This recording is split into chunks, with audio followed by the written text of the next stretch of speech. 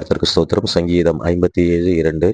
எனக்காக யாவையும் செய்து முடிக்கப் போகிற தேவனாகிய உன்னதமான தேவனை நோக்கி கூப்பிடுவேன்.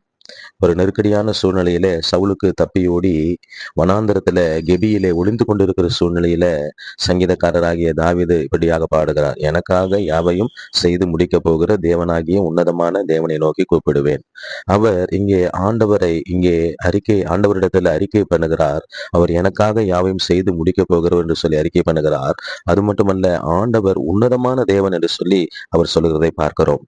அவர் மனிதனை சார்ந்து கொள்ளாமல் உன்னதமான தேவனை சார்ந்து கொள்ளுகிறதையும், அவர் தன்னுடைய பிரச்சனையிலே போராட்டத்துல உன்னதமான தேவனாகிய கர்த்தரையே நோக்கி கூப்பிடுகிறதையும், அவர் மட்டுமே எனக்காக எல்லாவற்றையும் செய்து முடிக்க வல்லவராய் இருக்கிறார் என்று சொல்லி விசுவாசிக்கிறதையும் இந்த வார்த்தையிலே நாம் பார்க்க முடியும்.